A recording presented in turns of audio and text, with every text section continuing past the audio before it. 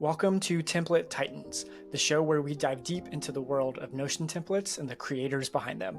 I'm your host, Nick Lafferty, and in each episode, we sit down with talented Notion template creators to discuss their journey, insights, and tips for success. Today's guest is Milo from Notion for Teachers. He's a content coordinator for 12 English Academies across South Korea, where he's been living for the last 5 years. His best-selling template is EM Studio Pro, an education management template suite for teachers that includes lesson planner, student tracker, classroom manager, a scheduler, and more. Milo unpacks the secrets to selling over $2,000 of Notion templates, how to grow on Twitter and get more followers, how to stand out as a Notion creator in a crowded field of lookalikes, and at the end, Milo turns the tables on me and asks me questions about how I make affiliate revenue from selling other creators' templates, my SEO strategy, and how much web traffic I get every month. If you want to find Milo's templates, then check out my website, nicklafferty.com. The link is in the description below. Hey Milo, it's great to have you on the show today. Can you please introduce yourself and give us a brief overview of your experience with Notion?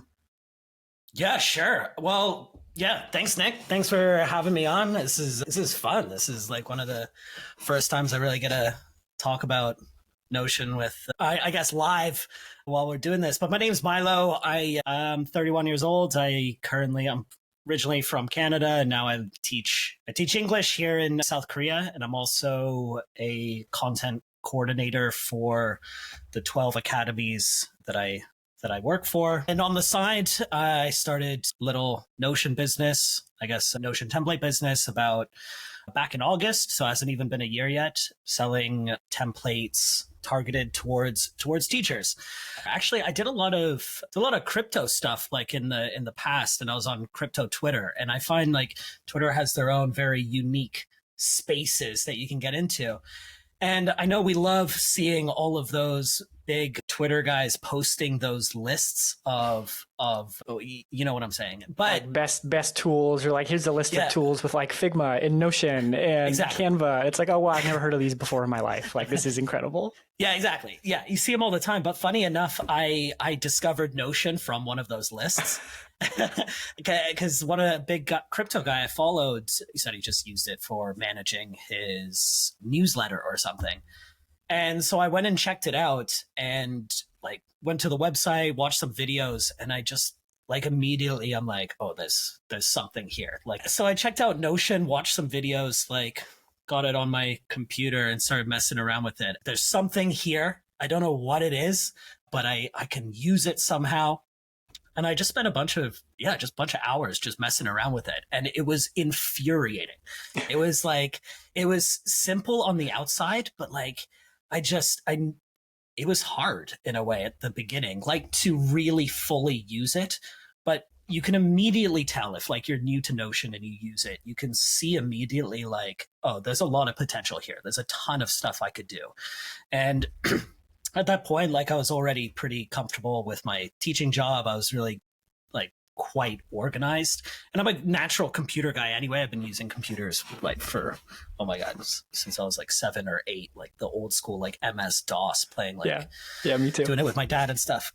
Oh yeah, so good. And I just knew that was something there. So I kind of just messed around with it, watched some videos, spent like some weekends just playing around with the / command on a blank page. And I slowly learned that like, okay, to use Notion properly, try and implement it into your life. Find a way to kind of have it solve a problem that you do already. So I set up something for, I think, workouts, like just for keeping track of like my workout routine and or keeping track of food or something. Then I ended up downloading like a paid template or paying for like a first template. I think it was like $25 at the time, which actually it was from, if you know Chris Notion, the guy who does the great YouTube videos, the like animated videos and stuff. It's funny. I'm talking to him in 2 hours. So he's oh, he's are like you? Oh, I can't wait to watch that. Yeah, oh my God. That was good. you know what? I would love to watch that because he was like the first like Notion guy I discovered, because I would just go to YouTube and type in Notion, and he had like, I guess at the time, probably the best quality Notion videos. Yeah. I would say like just kind of His style is good. And I like he had that kind of like initial aesthetic look to it, using the kind of call out boxes to kind of group things up and stuff. And so I downloaded one of his templates, and that's like showed me a little bit about relations, like relation properties and stuff. And then I was like, oh my God, I don't understand this at all. But reverse engineer it, use like call out boxes and stuff, kind of messed around with relation properties. And then that was like, got the ball rolling for me to learn how to use Notion. And then I just kept going from there. And I like, whenever I get like fixated on something, I just obsess over it and just put in a God knows amount of hours into it until I just either get bored of it, like master it and get bored of it, or break it somehow. And so then eventually I was like, okay, I got to apply this to teaching. I created like a little dashboard for myself, like just with a calendar, so I could kind of keep track of what lessons I was teaching each day. Because you could do it in, say, a spreadsheet or something, or like a little table or whatnot. But for lesson planning, being able to see a calendar and being able to drag and drop stuff is actually really good for lesson planning, I found. And then being able to take those calendar inputs and looking at it on a table, being able that split view of like a table view and a calendar view is like the most optimal way to do lesson planning. And so I kind of was like, oh, okay, I'm going to obviously do this.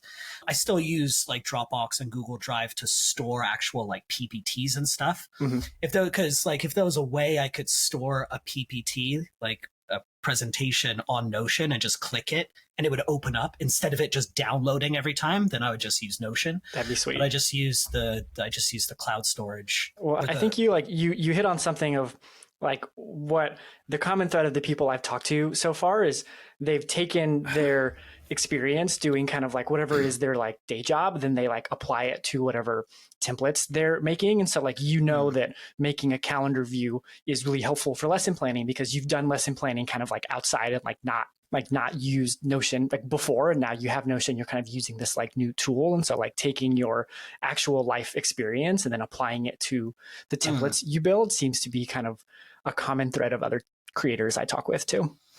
It's also, just doing that as well. You kind of trial test like the template itself because you need it to work for yourself. You don't just like make a template like a habit tracker or something that you never use, but you think people would like and then sell it, which I feel like some people do. By using the template yourself, you spend months optimizing it to make it actually work for what you need. And so after, I think for a few months, I built out this dashboard, this kind of teaching dashboard that had weekly habits sort of, but done a little differently than just like the checkboxes. Then a calendar with a lesson planner and a task manager. So I had a calendar with all my lessons and then tasks. Because at that time with teaching, I had like a lot of interviews I had to do or a lot of kind of staff meetings. And so being able to have a calendar where I could click into the interview and then copy and paste something from an email into that kind of entry in that calendar, which I'm sure you could do with Google Calendar, but it was just so easy with Notion. And I'm like, this is awesome. This is so easy. It's like with Google Drive, Google Sheets, Google Docs, which I love using, Google Calendar, you can do all of that in Notion, but have it all linked together as well. In one place. And in one place. And so I was like, oh, this is like the best tool that I could use for this job or for what I was doing as a teacher. So I built out that template that I called, let's roll back a bit. I built out this template and then went on the Notion subreddit because I was like, wanted to kind of figure out more about Notion. And I ended up posting a picture of my dashboard, the teacher dashboard that I made. And the picture absolutely exploded on the Notion subreddit. It was at the top page for like 2 weeks, like back in August, like hundreds of upvotes and stuff. And I had like 30, 40, 50, 60 comments, all these DMs and stuff like every day to the point that it was my phone was buzzing all the time of people like, yo, give me that. Like, you got to make a template. Can you share that and stuff? Which I'm sure people do. People do that anyway. They see a template. They're like, yo, can you share that with me? But this felt a little different because it had so many upvotes that it was so much more above like the top voted like second one, and it was there for weeks too, which was cool. It was almost kind of like a mini viral post. It just kind of like yeah, exactly, which was awesome. And I never thought that, so I was like, okay, yeah. And I told everyone, yeah, give me a week, I'll put it together. And then I was like, oh shit, I got to figure out how to share a template. How do I do this? And then it was like, okay, learn about Gumroad. I never knew about Gumroad. And then once I learned about Gumroad, I'm like, oh, I got to make a product description. And then, I got to set up like, like that beginning phase, setting up, discovering Gumroad and just selling templates. I figured like ended up taking me like over a month, and I got way ahead of myself. I'm like, I'm going to give it a brand name. I'm going to call it Education Management Studio. I'm going to make a logo, which I spent like weeks on a logo, which I actually don't even use anymore. Oh no. It's just like, no. Which I don't know, but it got me in that zone. Yeah. And then I DM'd everyone, or I made another post on the Notion subreddit. Was like, get the template here, and I think I was selling it for like $19 and shared it with everyone. And you're not allowed to self-promote on the Notion subreddit. I've been banned there, permanently banned there twice now.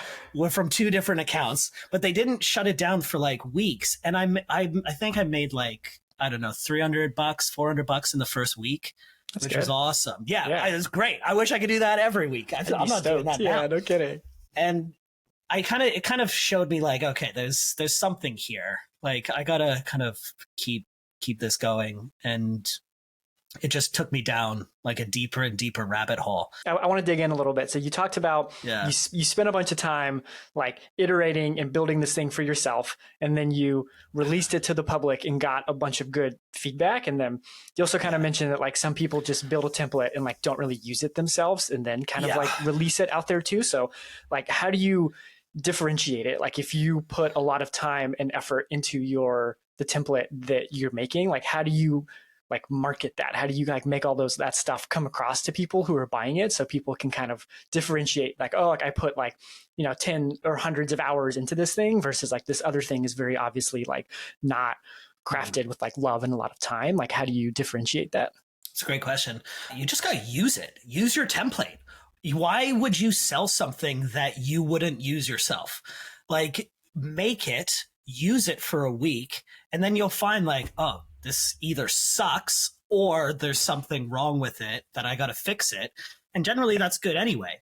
You want to get to the point with a template that when you use it, you're like, this is awesome. Like, this is good. Like you're your best, how should I say? You're your best customer at the start, right? Like if you wouldn't buy it or like use it properly, then why would other people use that? So I think that's kind of my approach with templates. Do you get feedback from customers and people who purchase your template of like, I wish it would do this, or like does that kind of go into your process too? I'm starting to do that now because I think I want to make them the best possible, because sometimes I feel like I don't want to ever feel guilty. Like if someone buys something, I'm like, oh my God, I hope they like it.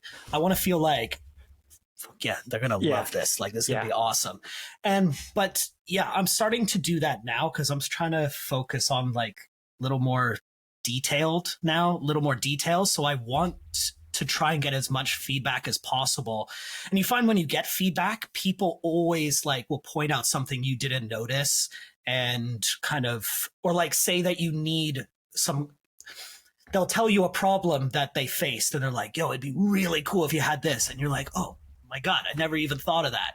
And then it gets you from like you'll get to 80%, you'll like work an extra week, get to 85, but the customer feedback and what they say will get you to that 95, So Yeah, it's the same in like the world I live in. Like I help startups a lot with marketing, and like so the cool. mantra there is always like talk to the customer, figure out what they want, and have their kind of needs help drive your roadmap versus like Right. you just sitting in your house or in a conference room by yourself, like imagining what these people want. Like you have to go Yeah. out and like talk to them and get feedback and iterate, and that's what makes really good products, at least in the startup land, like different Yeah. from your average product. I'm trying to do that more now because I figure Do you where I get need to feedback go. on Twitter too? Do you find like the other like Yeah. Twitter community is good for giving you feedback? Yeah, now that like I have a slightly bigger following now on Twitter, when I started I had like 20, 30, 40 people following me for months. And I would make a post and maybe get one like. And so I'd like ask a question and like wouldn't get a reply at all. I think I did a giveaway too, my first giveaway with like 50 followers, and I got one like, but no reply. Oh no. So Oh, so no. even the person saw it, they're like, I don't want this, but cool. Click like. But now I've got like almost, I don't know, 600 followers. It's gone up a lot actually in the last like 2 weeks. It's been awesome. So now actually when I post something, get a lot of feedback from people that I've communicated with over the last few months, which has actually been surprisingly really cool actually. Like I've fallen more and more in love with Twitter because I use it all the time, probably way too much because I'm always on it. But I've talked to so many cool people, and like there's you slowly find some cool creators that you just vibe with, and you're kind of at the same pace, and you communicate in a similar way and solving different problems, but you're in the same boat, and you're always kind of interacting with each other, and I love that. That's so much fun. And yeah, so now I get feedback from those people or just general people, and that's super helpful. So yeah, Do you have like a group chat with them that you like share templates around, like, hey, I'm building this, can I get some feedback? Or is it more kind of like ad hoc of like just like you're in a conversation with someone randomly and you just kind of like send it to them? bit of both. Yeah, I'm in the was it Notionerd? I'm probably saying that wrong. Notionerd, and then Deepak. I'm probably saying that wrong too. This Indian guy that's actually pretty cool guy that I'm slowly getting to know. He started up Notionaries, which is like 75 people, and they're always chatting and stuff. I'm a little too busy to kind of keep up with the chat, but I'm always in there like reading and stuff. And yeah, sometimes I'll share something in there and people will chime in and whatnot, which is helpful. Nice. I skipped over one of my questions, which was like, can you share like the most recent revenue milestone that you've kind of crossed over? Yeah, sure. Actually, quite recently. I think in total, I've done like since August last year, it's been like, I don't know, 2000 US in sales. Nice. But only in the last month, like the month of April, I did like 700 US, which was awesome. And I'm still trying to figure out how the hell that happened. Cause like cause the last few days been like crickets, like really quiet. I've made like a sale or two with like from random template galleries that I'm on, like a random sale here and there, but it's been super quiet. But for the month of April, I would wake up like 3-4 sales, not of free templates, of like my paid EM Studio, the private tutor dashboard I have. And it was like every day. And it also coincided with the Twitter growth that I've done. Like if I look at the sales that I've made, it's just been going up from the beginning of the beginning of April. And that's when like my Twitter account went from like, it's not a lot, but like 200 to about 500 in a month, which I mean, I'm happy to do that. That's fine. That's great. 100 a week. Yeah, that's great. But so I'm thinking like, okay, does that Twitter growth equate to those sales? Like, because everyone who is following me in the last month are all just Notion creators. They're not like teachers who are going to use my template. Maybe like 10%. But basically, my Twitter growth over the last month has been all Notion creators. So maybe they're buying the template just to kind of, I don't know, just to check it out, see what's going on, which feels kind of, what's the word? Like bittersweet? No, what's the other way around? Like, it's great, but it's also not that great, because it's like, it's cool that they're buying it and a bit of money, but it feels not sustainable, because I'm not going to sell teaching templates to Notion creators. Like, I would rather teachers be buying my templates. Exactly. So maybe that's kind of what happened. I thought it originally came from the YouTube videos. I posted 2 YouTube videos, 20-minute videos explaining 2 of my templates, and I thought maybe some of the sales came from there, which maybe some of them, but I think most of it's actually coming from Twitter. But yeah. Have you looked in Gumroad of like the different sources to say, hey, like, are they coming from Twitter or YouTube or the Notion like marketplace or any of that stuff? So with Gumroad, they're clicking on my Zap bio link. Oh, got it. But on Gumroad, it doesn't even show, it says Zap bio, but like 1, 2. But the most, it says the direct IM email, which is so vague. It's like this giant bubble of like all these different things. Dude, so I use Google Analytics. Luckily, I set it up on my website like months ago. Just you set it up on your Zap bio? Oh, website? Sorry, no, I set it up on my Notion for Teachers. Yeah, my main website. Yeah, because I knew about Google Analytics. I ran a little drop shipping website years ago, and so I know some of the tools that I can use. And it was saying like 75% of the traffic coming into that my website was from Twitter, and 25% was from YouTube. Now I need to find a way to find out what percentage of those people from Twitter was a conversion. Like, so what if 75% of the traffic coming to my website, maybe they didn't buy anything. Maybe the 25% coming from YouTube is buying everything. I don't know how to figure that out yet. And I know I could probably some YouTube videos out there or something I could figure out, or talk to someone, but I have a strong suspicion it's coming from that Twitter growth that was kind of exploding over the last April.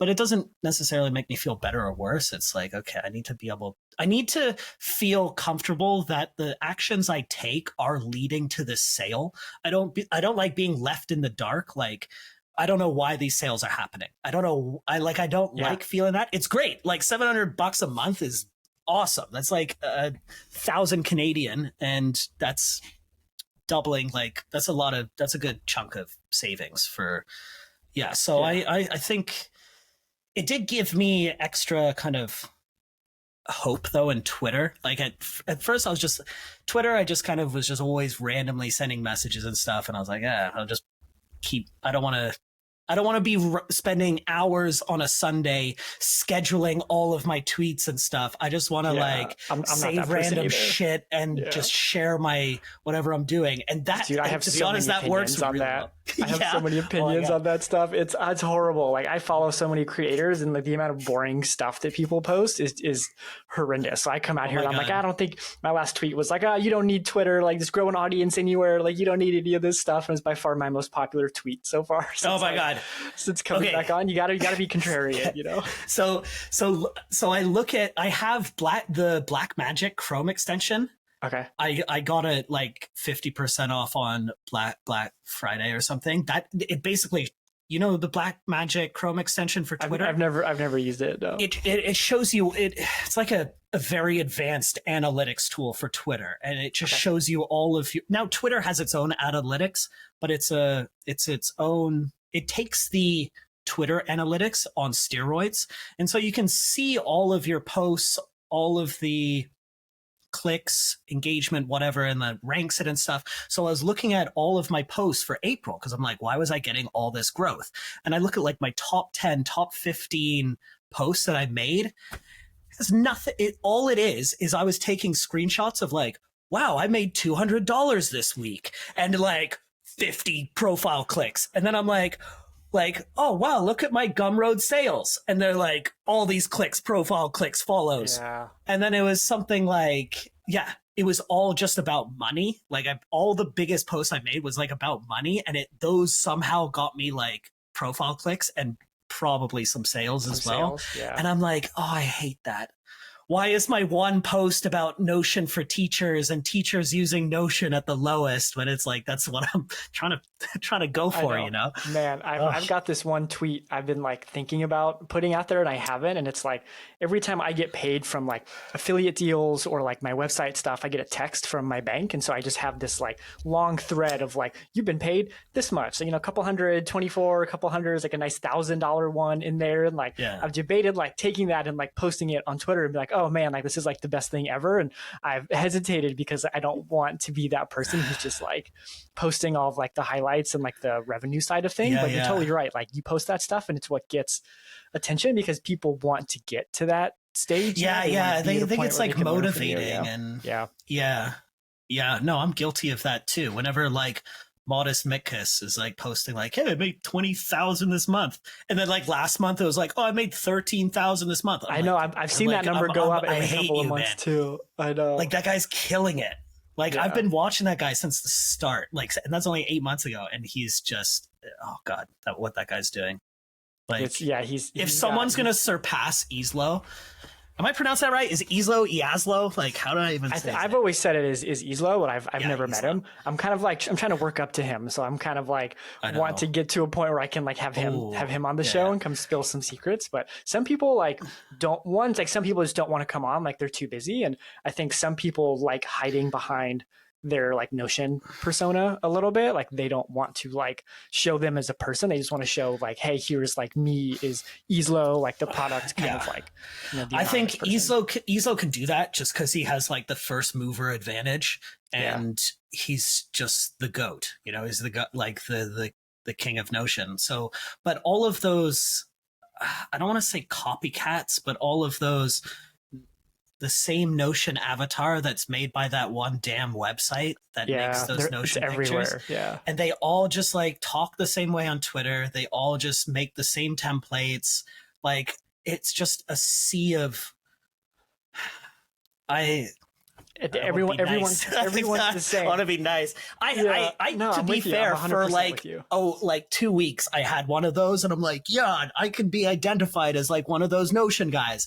And then one of my buddies at work, I showed him. He's like, this is so stupid. He didn't even know anything about Notion or Twitter. He's like 45 years old, but he's like, this looks dumb.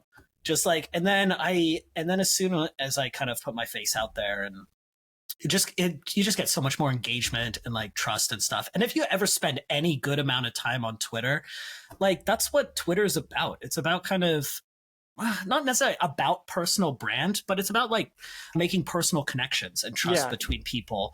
And exactly. I think having one of those copycatted avatars and stuff, I don't know if it's the way to go. And to be like, you don't have to be super handsome or whatnot, have a perfect picture. Like mine, I just put mine through an AI filter and just like anyone can do that. You got to stand out. Like I gave this advice to someone, I think like actually yesterday, where they were like, hey, I'm new to Twitter. I'm looking for like advice of like, how do I like change and like update my brand? And he had this like his Twitter image with just like a company name. Like I forget the exact words, but it wasn't a picture of him. It was just like words. And I'm like, I think you need to change this and like at least attempt to like brand yourself as a person and not a company, because people don't really people buy from companies, but they also buy from people they like and they want to emulate and like and grow from. And so I think to me that's like Twitter like 100 of like just be a person, and then after that it's like consistency, post things that are interesting, don't post like really boring things, and then just keep at it for a long time. Earlier you were talking about that you're like most of your sales, you think your hunch are from like at least some Notion creators on Twitter right now. And you and I have talked on Twitter about like how you find teachers and like how you go and market where teachers are. And so like, what are you doing? And like, I'm happy to jam with you on this right now. Yeah, like, let's do that. Cause that's where I'm at right now. Like, how do you go find more teachers to buy your templates? Yeah. I made a post like the other day that kind of vibed like pretty hard with people. Cause originally I thought just going through that whole Notion template journey of selling templates, it's like, create a template, post on Gumroad, and then just share your story on Twitter. And it's like, magically make sales. Well, yeah, it worked I think it worked at the start with like those first movers and people who do it like really well. But I mean, especially with what I'm doing with Notion for teachers, all of those templates are hyper specific to to teachers. And there's one route I could go is just keep posting Notion stuff and hoping that Notion people find it who happen to be teachers. Or do I go directly to teachers and say, look, everything you're doing, there's a better solution, and you can use Notion to do it, which I think everyone I've kind of talked to over the last few months is like, why don't you just sell directly to teachers, not to Notion users, but to teachers? Because the sea of teachers and teachers who need to be organized is like huge. And teaching resources is a massive market as well. So I'm trying to figure out how the hell do I bridge that gap. And I'm at the start of this journey, and you're saying you're a marketing guy. I would love to talk offline more about this whenever you got some time. No, I mean, we can talk now too. I mean, it'd be helpful for everyone to go through it. Yeah. I feel like we could talk for like another hour. Oh my God. I'm trying to, so what I've been doing now and very recently is I've set up a whole bunch of lists on Twitter lists of like education technology people.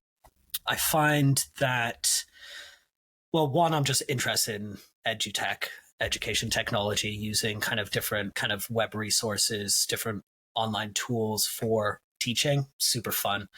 And I think that generally some of the people I've met who are interested in education technology, they're a little more open to kind of using new tools, using kind of finding different solutions to things in terms of teaching.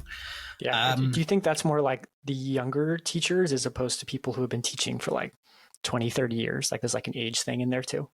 I think it depends. I think it not necessarily age, but I think it comes down to the type of teaching you do. So I think with those classroom teachers, they have the school that they work for, and that school has its own kind of system that they do. I think my first follower on Twitter, and I think the first person who purchased EM Studio, I think even at like full price, is actually like becoming a good friend of mine named Tina. And she's an online tutor for Taiwanese kids. She lives in Greece and does online tutoring for Taiwanese kids. And she's, sorry, Tina, she's like a 60. She's sharp. She's very sharp, though. Shout out! She's awesome. Man. Let's go. Yeah, she's awesome. You should have her on here. Oh my God, that would actually be fun. I've chatted with her once on video, and it was fun. Yeah, she's very sharp, very charismatic. Actually, I'll send her your information actually, because she's very big into like English teaching, but online stuff. And so I don't think age is necessarily that. I mean, she's doing online tutoring. So I think it's the type of teaching you do. If you're doing online teaching, well, you're using online tools anyway.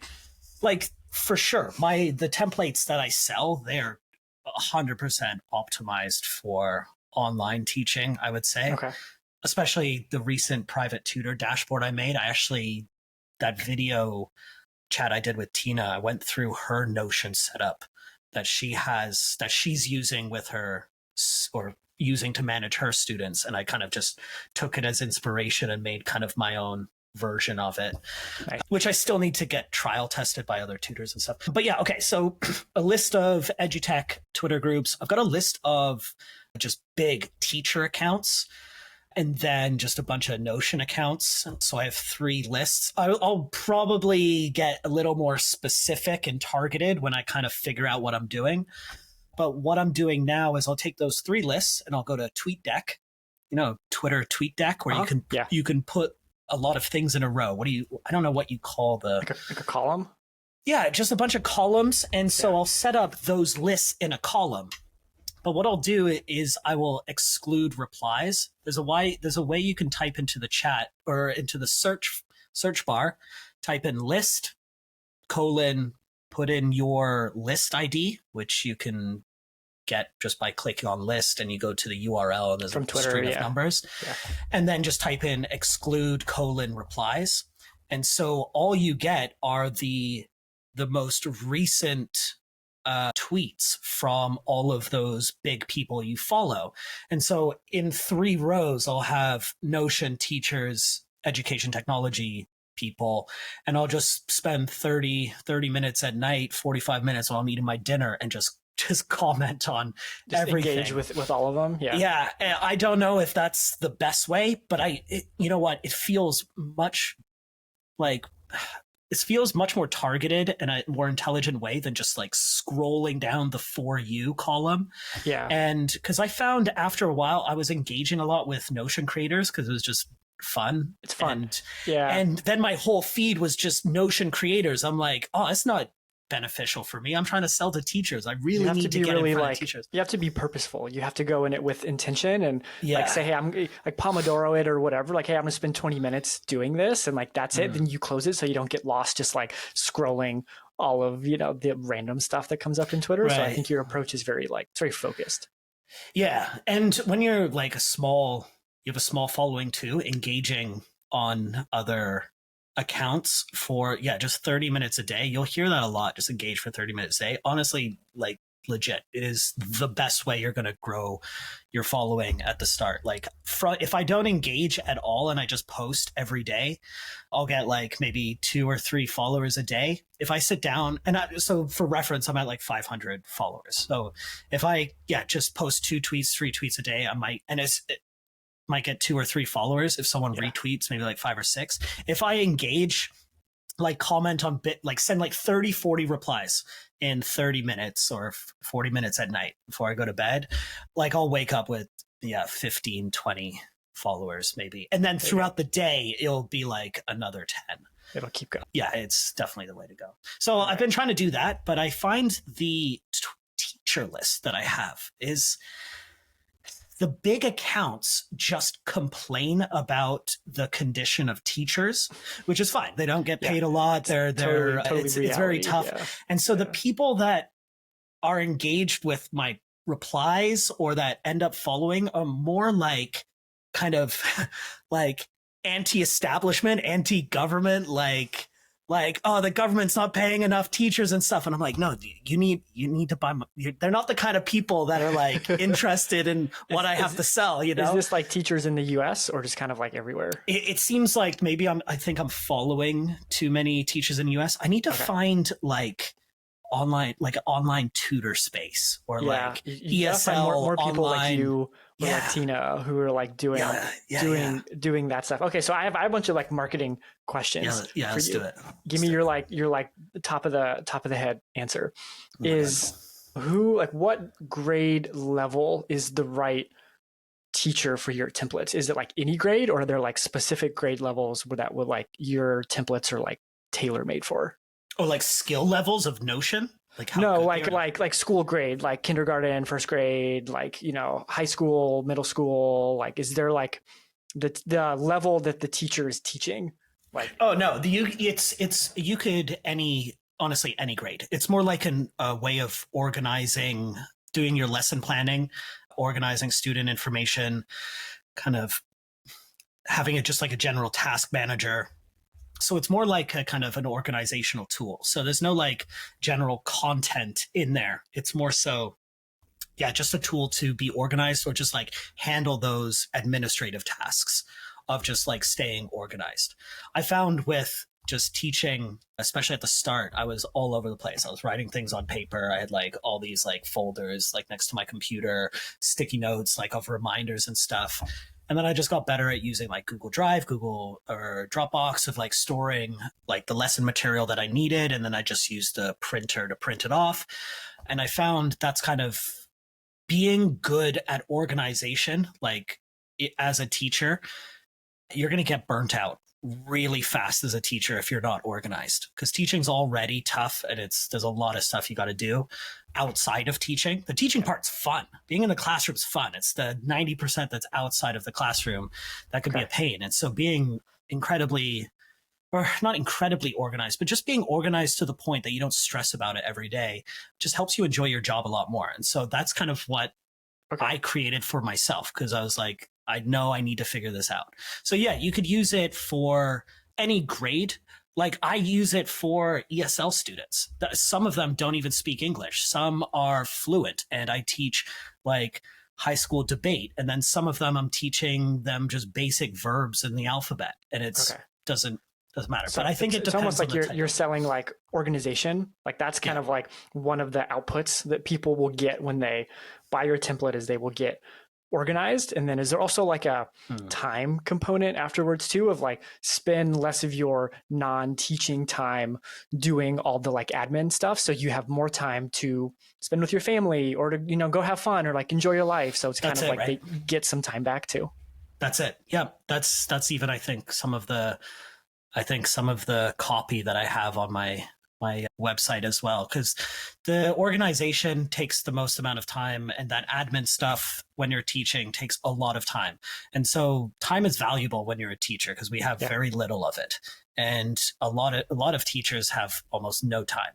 So the more time you save, the more time you have to kind of either create better, more quality lessons for your students or have more time for yourself. You're not taking back homework or taking back kind of any admin stuff and having to do it on the weekend, right? So any time that I can save for a teacher just improves the quality of their life anyway, you know? So yeah. Well, I mean, and I think that's something like a lot of teachers are interested in like getting to that point. And so then like the marketing question is like, how do you like make that come across in like your template, like title and the images and like the features and like the copy that you're using? And then like, how do you get that in front of teachers where they're like consuming that stuff? Like, are there like teacher like forums, or I know like I kind of talked to you about, like maybe like Facebook groups like would be all right. Or like Discord seems probably like to skew probably a little too younger in like the demographic for like most, like at least how I perceive teachers in the US. Yeah. Have you like what, like outside of Twitter, like if you started like going down some other places? This is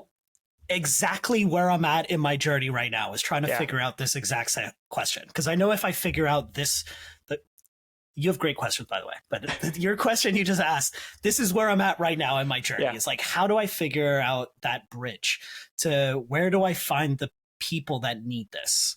Right. I think Discord, maybe. I think generally if you're gaming, you'd use Discord, and that sounds like that's people who have a bit of extra time, which teachers don't have, I think, for the most part. Fair. No, I'm still trying to figure out where do I go and find those people. So that's like the journey I'm on now. I mean, I wish I had a bit of an answer to that.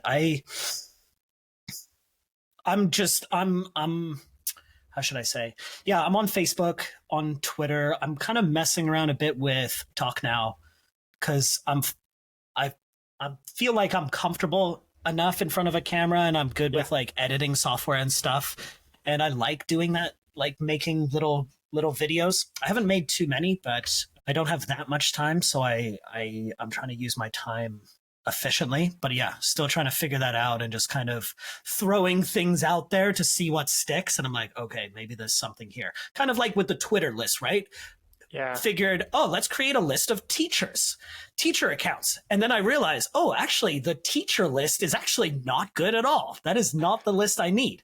Yeah. So it is just trial and error. I'm still in my first year, really. Yeah, for sure. I mean, that's what it's about, is like I think it's like trying new things, kind of like time boxing in a little bit of like, like I'll give this, a couple of weeks or a month. Like this is kind of what I do in like my day job of like, my job is to help software companies grow. And it's like a very ambiguous thing of like, just go figure it out. Like, maybe I need to go do like Google stuff or Facebook stuff or Twitter stuff or like TikTok stuff. And like, you can't do everything at once. And so how do you like prioritize and figure out like, okay, like what do we think like we have the best chance of success here? Like, like with TikTok, like we think that there's a lot of like teachers there. You have a chance to go viral with kind of like any post. And so like maybe that should be prioritized over something like, following people on Twitter who we've tried, who are teachers who like don't work out because they're not like engaging with the right kind of content that you're trying to sell. And so it's all about like, how do you prioritize based on like impact? And then I think also time, like if it takes you a lot of time to do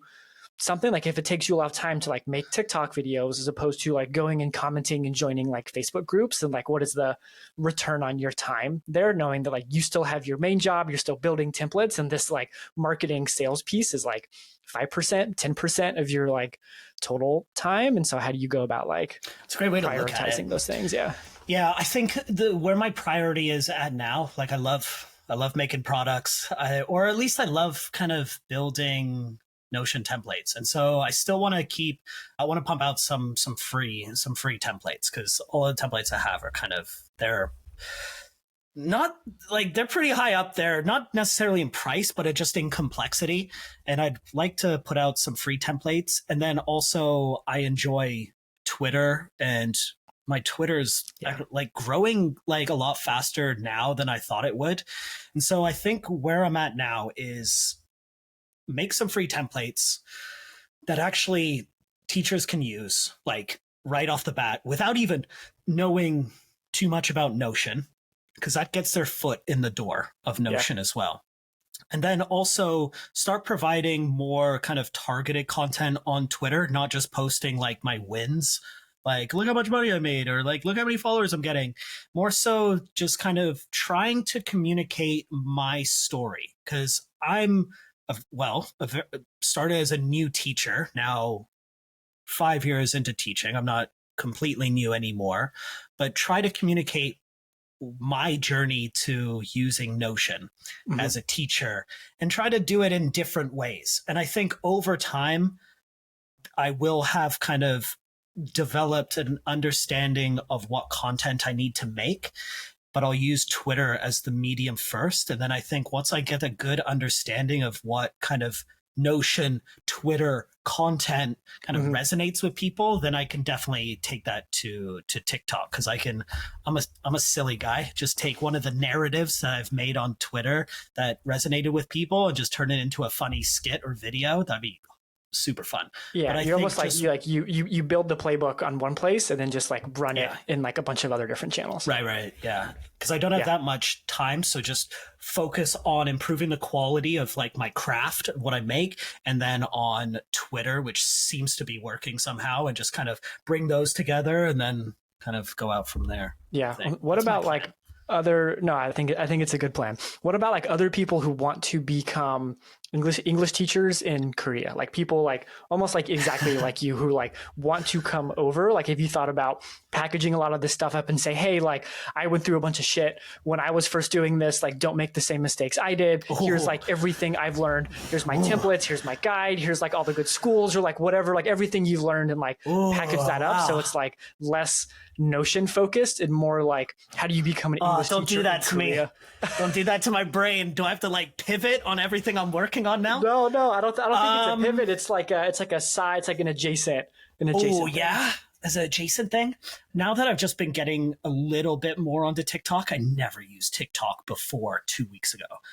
TikTok's crazy, by the way. If you ever use TikTok, oh my God.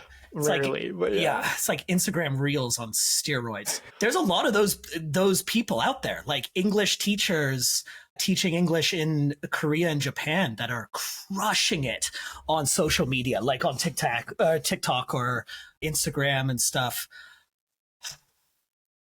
No one's ever asked me that. I've never really thought about it as being an option, but like, I know I could do it. That's as a side thing, sure. But like right now, I'm so focused on this Notion thing. No, I think that focus is good. Like you can get split really easily, and then you're not doing anything well, as opposed to like doing your Notion thing. There's really another idea that's crushing me. It's like I don't know if you look on my Twitter, but I post a lot of Canva stuff. I've been using. I'm going to say I'm a fucking beast using Canva. I've been using Canva for so long. Like, I just posted a picture of this 90-page workbook that 200 hours. Like, I'm good. I love Canva. I use it really well. And I've started to consider, like, why don't I just make Canva templates on Etsy or something? Yeah. Like, I could crush it. But then I'm like, I just love the Notion, like, honestly, I love the Notion creator community, and I like the Notion for Teachers thing that I'm creating, because people making Canva templates on Etsy, people are doing it. People are doing it already, and I feel like what I'm creating with Notion for Teachers is like, I don't know, there's something I like it. Something special about it. No one else is doing Notion for Teachers. Yeah. Some people have tried, but their templates, they're either like way hyper specific. So the guy who took the name Notion for FOR Teachers. Oh, okay. So that's why you used the 4. That's why I have to use 4, because he took it. Yeah, he seems like a great guy. He's got YouTube videos and stuff, but he's like, I think he's in England, and he's like a math teacher, very high level math teacher. It seems like, and his templates are, I would say, like very hyper specific for what he does. Other types of teachers who have made videos or have some Notion templates for teachers, yeah, they're either or they're just not good. Like they're not functional. Like they don't use them. Yeah. Like I could tell like that they don't use them. It's almost like they've just made something to say that they've made a template for teachers. That might be a bit harsh. I might be like missing the bar there, but they're either too specific or they're just not great. And they haven't been done properly. And I'm like one teacher who uses Notion aggressively in my like organization. And I find and I've done everything. Like I've gone from raw paper, like stacks of paper, to the file storage and stuff to Notion. And so now I just use Google Drive and Notion. But use that stuff. Yeah, I feel like if I could give one piece of advice to other Notion creators, and I'm curious if this also like resonates with you, is like build templates that like you know what you're talking about, like to where you use your expertise to build it. Because I feel like it's not hard to build Notion templates. Like there's only so many blocks in different colors and like choices that you can make. And it's really about like the functionality. And if like you understand the pain of teachers who aren't organized and like you need to build a system for them because you went through that journey. Or I talked to someone who he's an accountant in India, and so he's building like bookkeeping and like finance and like budget templates in Notion. The accountant guy on Twitter? He was graciously my first guest, and he's crushing it because like he's a domain expert. And I feel like the longer this goes and more people try to come into the Notion like template community and see all the money that like people are making, is those domain experts are going to stand out because they're specialized and like domain thing. like that niche inside of a niche, you know? Exactly. Like, Oh, I see Notion. Yeah, I totally agree with you. I think because the Notion space is just getting bigger and bigger, which means that crowd of the Notion avatars flooding Twitter, you know, they just get bigger and bigger. And the ones that will stand out will have like specialties that you kind of go to, you know, I think. And so you're right. Like having that kind of specialty and just understanding Notion really well. I find Notion, especially for most users, people who are going to be buying your templates, don't generally use Notion that much, or they do, but they're not like doing roll-ups and formulas and know the ins and outs of Notion really well. And so making it as simple as possible is super important for most people that are going to buy, but you also got to make it look nice and aesthetic. Because that's going to make you stand out. So that's like this really interesting balance that you got to kind of understand, is making something really functional, but also like beautiful at the same time. And they both kind of oppose each other. And so the real skill with creating Notion templates is understanding that balance really well. And I think there are some Notion creators who do that really well, but I would say most don't, for sure. They would either choose one or the other. And like, I think the interesting point about that too is the aesthetics almost kind of are what sells the template. Like it's pretty much all people sees is before they buy it is the screenshots, the like product images. Like if you use like a little box or like whatever like kind of thing you're like using to sell your template, like that's what people see before they download it. And then the functionality is everything that like kind of comes post download. And you really have to nail both of like, it's a template that people are aesthetically drawn towards, but then also has like the functionality that they need to become the person that they're hoping this template can help them become, like more organized or just whatever their like aspirations are. And nailing both is hard. So we've talked about a lot of things, and how else can like I, as a like marketing professional who's newer to the Notion template community, like what questions do you have for me about like marketing your templates or building them or selling them? Like my Twitter following is not really indicative of like my marketing knowledge, which is crazy. I love that because it seems like you're doing okay with selling or just selling templates. I probably, is most of it through affiliate sales through your blog and your website? Yeah. I noticed that 90% of it is affiliate sales. It's a ton. Yeah.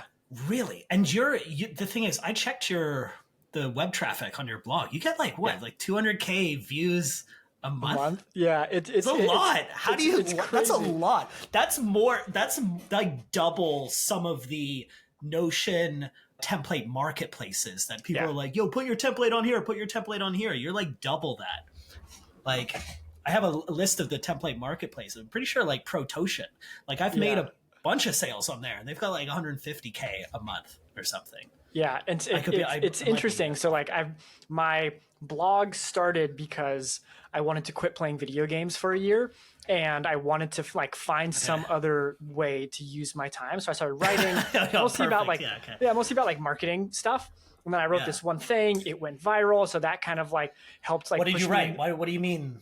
That sounds like a bigger story than. It was this like article about how I spent $6 million on Google ads and like what tips and like things I had for like other people. And so someone put it on Hacker News, and like I got all these like consulting opportunities out of it. It wasn't at all like Notion related. Sure. But it like showed me the power of like writing online and like blogging and all that stuff. And my day job is half of it is like SEO and like optimizing websites for Google. And so it's just like what I just do. And so I just like now do it for my own self. And I actually just needed that one win to like. I just needed that one thing to give you the. And so on Monday this week, I quit my job, and I'm now Monday? This Monday, 2 days ago, I quit. And so now I'm going all in on me and like my website and my business and consulting. And I want to build like a software product. I'm so happy for you. Hell yeah.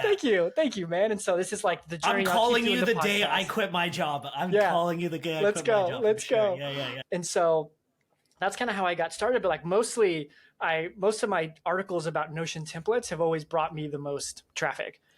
And for a long time, I outranked Notion for the keyword Notion templates. Like they had terrible SEO. This was like years ago, and I was number one. And at the time, I had no affiliate templates on my site, so it was just like, you idiot! I know, dude. I know. How do you outrank Notion for like their website? And then, now I'm dropping down the ranks. I'm like at the bottom of the page one, where I used to be like number 2. Used to be like Notion, Gridfitty, and me and Gridfitty would kind of like go back and forth a little bit. Gridfitty, if you're listening, answer my emails. I want to get on your website. Oh man, you should. They have this blog. The top 20 teacher or Notion templates for teachers. 15 of them are like the pre-made ones owned by Notion themselves, which are like not that great. And then some of the other ones are just, come on, Gridfitty. Like, do you have an email contact there? Like, I'm an affiliate for them, and so I can at least send you.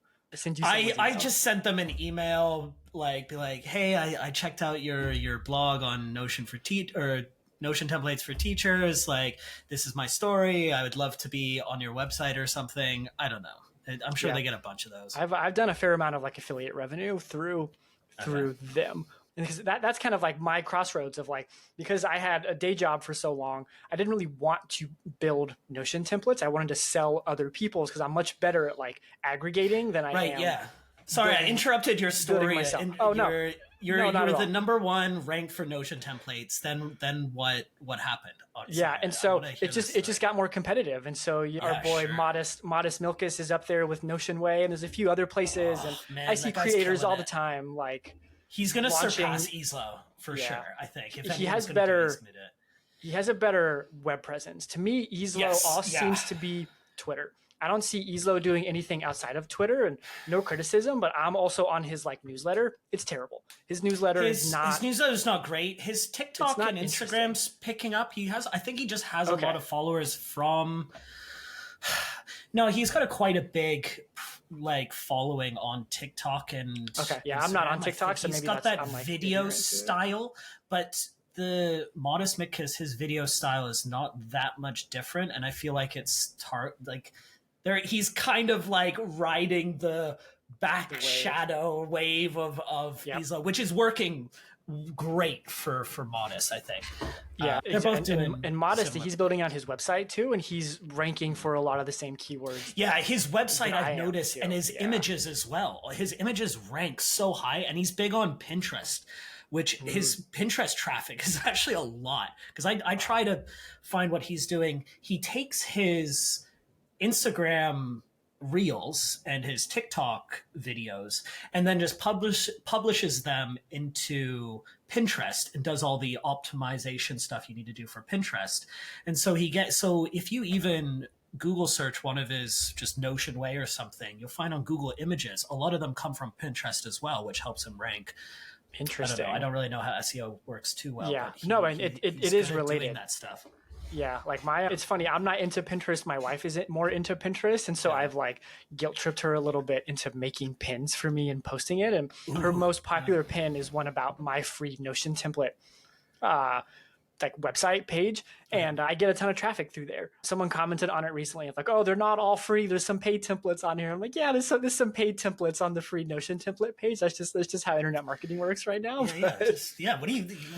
But no, there's a ton, and so like that's kind of what I've been telling creators too. And it's like, just all through SEO. Yeah, everything. Yeah, all of my traffic is SEO. I have like 10,000 customers via Gumroad that I occasionally email, and I'm not doing a great job at like converting them into. I'm so bad at email. I'm so bad at email. Yeah, and part of it's because like I don't sell like all my templates are basically free on my Gumroad store, and I use them to power my email list with the hope that I can turn that email list into like more drip sequences that will like upsell. I think that's what my templates or like someone else's templates, and it's hard. I haven't been successful at it, to be honest. Wow, so you just rank on Oh my God. Yeah, like you Google so many like, things I need to do. So many things I need to learn. Finances, like all of that stuff. And like it's right now it's not hard.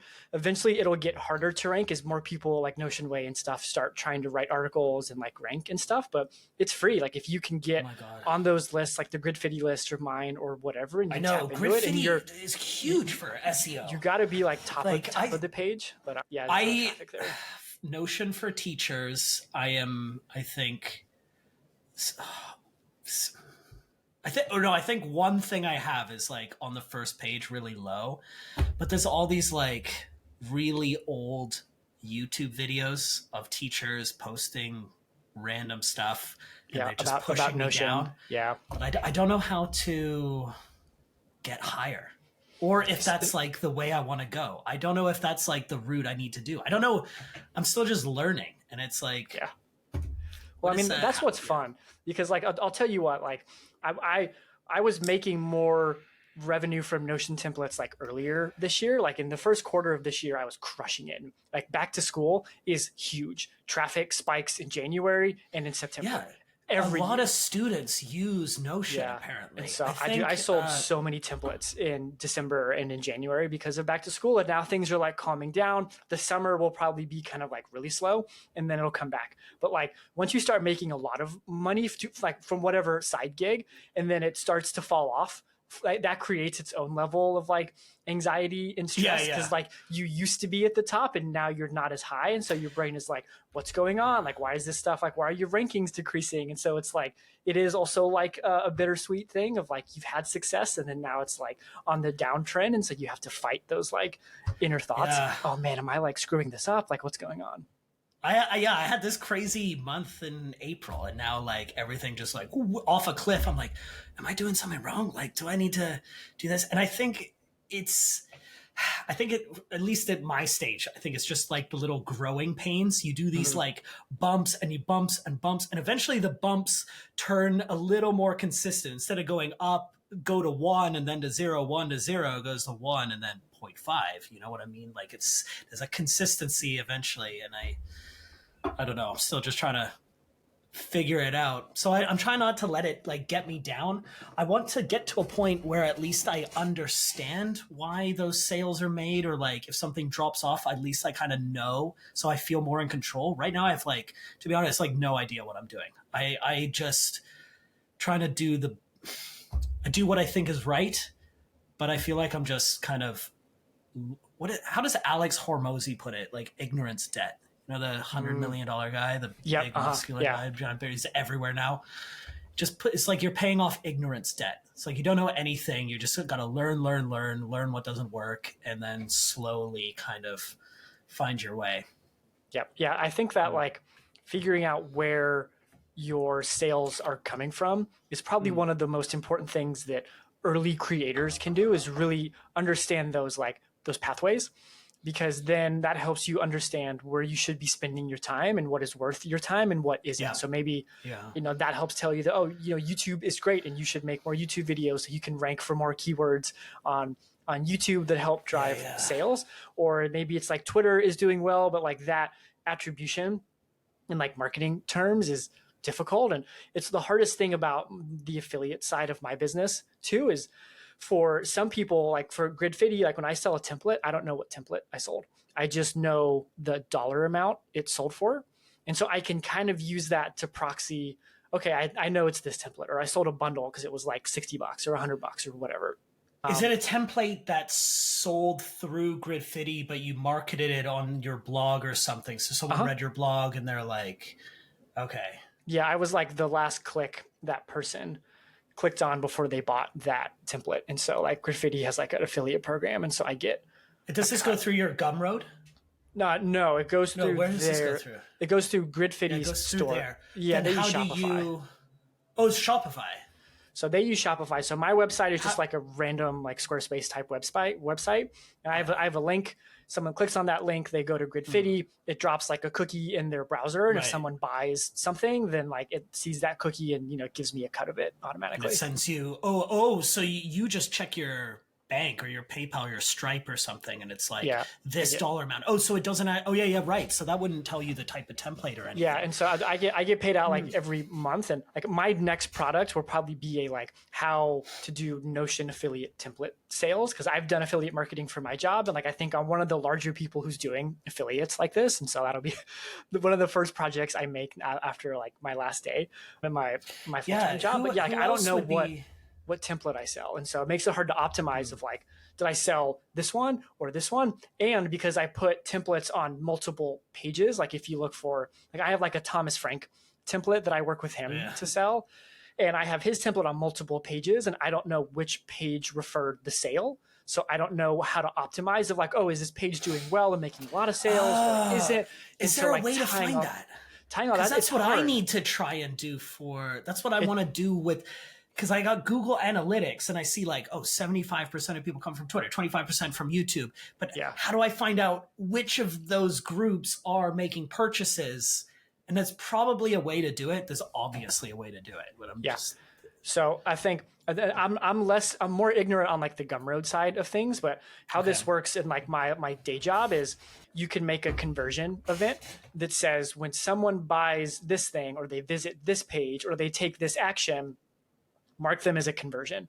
And you can do that. You can put specific tags on them. You can put specific tags. So then the question is like, how do you get Gumroad to tell GA that a sale happened? Like there's probably a connection. Like I'll look it up after we chat and see if I can find like the right documentation for you. Because then in GA, to confirm that tag in a way. To confirm the sale. Yeah. Because like you could, Then in GA, it'll be like Twitter, 100 visits, 10 sales. And then YouTube, 10 visits and 5 sales. And over time, you can kind of like measure what's effective or not. But as soon as you start using multiple platforms, it gets really difficult to like track all of that stuff, which is why affiliates for me is such a mess. It's like I have Gumroad affiliates, I have Lemon Squeezy affiliates, I have Gridfitty, I have other people, and it's like it's a mess. I did some drop shipping. You know drop shipping. I did drop shipping when I first came to Korea because I'm like, teaching's great, but I want to live on a laptop and travel the world. So I like learn how to drop ship. But that you just do everything with drop shipping is like Facebook ads, and then you just set up a Facebook. What is it? Like a Facebook ad account, basically. Pixel. Pixel. Google Pixel. Yeah. And so you get all the information about where people are coming from, what kind of actions they're taking. Oh my God, so much information about their demographic, and even with your ad targeting, right? Targeting certain demographics, behavior on the internet. So, but it's a little harder with Google Analytics or behavior or something. Yeah. I mean, shoot, like maybe like that's its own like product or YouTube video or whatever of like how to set up Gumroad to pass all your conversion data to Google Analytics so you can like track where all your sales come from. Because my guess is most creators aren't doing this well either. Yeah, I think that's actually a good way to put it. And you said this earlier that you're one of the bigger kind of guys doing affiliate Notion templates, like selling Notion templates through affiliate, which I think you probably are, other than those big websites like Gridfity or AppSumo or whatever the other ones are. The other ones aren't actually that big. And even like, teaching people how to do that would be awesome. Like there's all these other things that go into selling templates, sure, like affiliate or like setting up those Google Analytics, like all those small little fine details, or even creating product mock-ups. Like I'm posting all these pictures of like those box mock-ups. Like the orange one is the one I saw. Yeah. Oh my God. It looks great. Like I'm terrible. I'm terrible at that stuff. So like the more. I just downloaded that. That. Open up in a cracked version of Photoshop. I'm not paying Adobe $50 a month for that. Oh, that's insane. And then you just like double click on the layer. I never use Photoshop ever. Like I use Canva for everything. But just double click on the layer, and then it pulls up the image, and I just make the image in Canva at the certain spec, put it into Photoshop, and then it just works. So, but nice. I mean, there's so many other kind of avenues to kind of make money or monetize the world of Notion template selling, I think. Yeah, and it goes beyond like creating. Like I almost feel like the creating it is kind of one of the easier parts of being, Notion in the Notion template space of like, once you make it, then you have to, build the easiest part. Yeah, build your Notion cover. Template space is making the template. Yeah, and it's crazy, and like you think that's the hard part, but like your work has just begun at that point. Oh my God, it's such a journey too. It's like, but I didn't know how big it was until I'm so much deeper into it, because I was like going in blind in a way. I'm like, this is what I'm gonna do. I'm gonna make it work, and which, to be honest, I have been making it work, which is good. But I've been realizing like there's a lot of, I won't say competition. I would say you gotta really just stand out from kind of the, how do I say it? Oh my God, I'm an English teacher and I don't have the words. There's like a 90% of Notion template creators that are that avatar and make the same thing and stuff. So to differentiate yourself from those people, you gotta have good design. You got to do a lot of other things. You got to do a lot of everything, right? Like have a good design, good website, maybe do a lot more, like better with marketing, better like providing content, just like all of these little things. I think years ago, you could kind of just do a few of those things well and do better. So now you have to do all of those things. Yeah, I don't know. Yeah, and it's funny how many parallels there are between like this creator community and where I've spent my entire professional life of like helping startups grow. It's the same thing of like, there's a cool company that comes out with this great idea, and there's going to be like 10, 15, 20 other copycats. Like I used to work for this screen recording software called Loom. I know Loom. Yeah. And sure. I worked for them for almost 2 years. They're like by far the largest screen recording product in the space, raised a bunch of money, had like over $1 billion valuation. And there's like 20 or 30 other Looms out there now that are all trying to do similar stuff. And like the parallel is like Loom is like the Easlo of the like screen recording community, but then there's other people who are coming up and doing something differently. And there's this guy who launched this app called Screen Studio, which is how you like Screen Studio. Yeah, and I wish it was for Windows. I know, man. Yeah, I know, but it's amazing. And so you have all these people who like have to work harder to differentiate themselves in this crowded market. And it's the same everywhere. So the same for like chips or soda or makeup or whatever. It's like how to stand out as such a core like business like function you need to be able to nail if you want to be successful. Like the other one is like, have you heard of Liquid Death? No. It's a water brand. All they do is make water. Oh, it's called Liquid Death? It is called Liquid Death. And they're worth like $400 million now because of their brand. All they do is like they put water in a can, put cool branding on it. They packaged up like this cool brand around it, and that's their company. Is they make and sell water. It's nuts, but like it awesome. Works. Like if you can still do that right now, then like that's it. Like how do you be the Liquid Death of like the Notion community? It's probably a good. I have to jet actually, so this is probably a good way. Oh, do you have to go? Yeah, I have to go. Yeah. So like to wrap this up, what other advice do you have for creators to help them stand out in like the crowded Notion space? I think this could apply to I think this could apply to all like a side business in general, like because a lot of us do have just a kind of a day job, and we don't want to work that 9 to 5 or whatever, that work for someone else at making that standard salary, making maybe small raises every year and stuff. We want to have that kind of autonomy and that freedom. And a lot of people say, oh, put in the work, put in the consistency. And it's like, well, what does that mean? What, like, people are like, oh, you just gotta like, yeah, like put in the passion, show up every day. That's like the buzzword. You know what? Like, let me try to put it in an actionable way, like what that actually means and what that meant to me. Because this was a transition that I made from when I started, like August to December. I was making a few sales and I was still like, oh yeah, I'm going to sell Notion templates. And I was doing it to the new year, and more specifically after February, like March, April now, when everything started to kind of go up. Imagine like you got to make it, that side business that you're doing or whatever you want to do, you got to basically make it your life, become it. Make sure it's a side business, but make it feel like your regular job is your side business.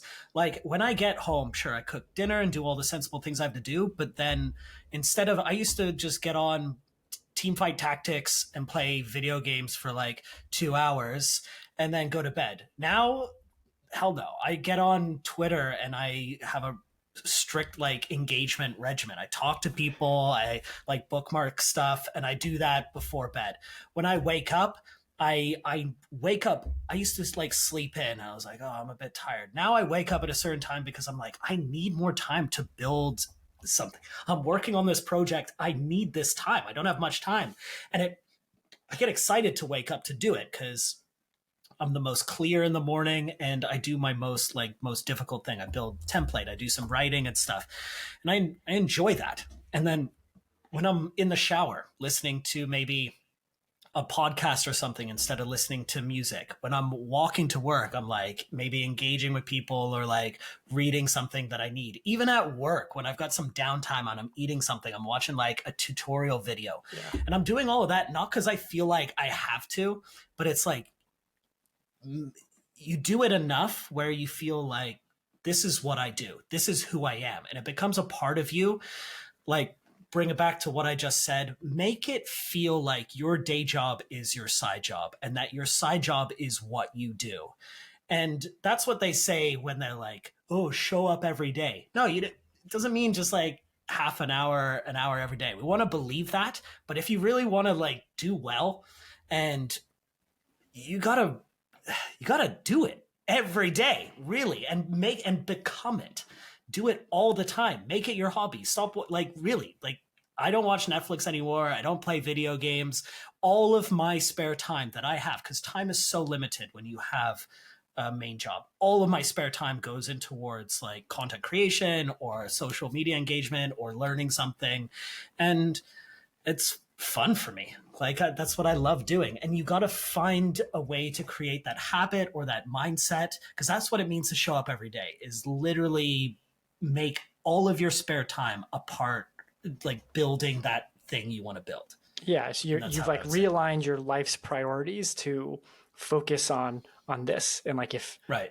And I think once you start doing that, and you're right, it is like a mindset shift of you have to do this. And once you start doing it and you put in the work over and over, like you start to see your Twitter growth and your like income growth That's when you start to see growth to increase. Sure. Is you have to really focus on it. And like I couldn't agree more with that. If you really have to put the time in, and you're almost obsessive over it. Oh yeah, you got to get obsessive. Over it. And then you have to get to that. What's stage. That line? That famous line? It's like you're never going to beat someone who's having fun. You know, like in like a fight or something, or what? Yeah. I forget the quote. It's a famous quote somewhere. It's like you're never gonna beat someone who's enjoying what they're doing. You know, and find a way to enjoy it. Because if you're not enjoying it, then why would you want to live your rest of your life doing this? Just for the money and stuff? You got to find a way to enjoy it. Dude, this has been so much fun. Milo, I want to talk to you. This was great. Oh man! So, like outside of you. Outside of this podcast for sure. Really, like anytime you have questions, like I'm going to dig into some of the Google Analytics stuff for you and see if I can find it. And maybe we can like package that up into like a how-to guide and give it away to people on Twitter for free if they like follow us, or like do some like random like giveaway thing of like, how do you like connect all this to fix your attribution. So yeah, I think we can find a way. But man, this was awesome. I'm so glad I reached out. I'm so glad you said yes. Any other questions you have, email me anytime. I'm happy to do that. It'll take me probably the weekend to edit and like post this online, but it should be online next week. Awesome. Never fucking stop, man. Rise and grind, man. All right. Take care. Have a good night, Milo. Yeah. See you, buddy. Bye.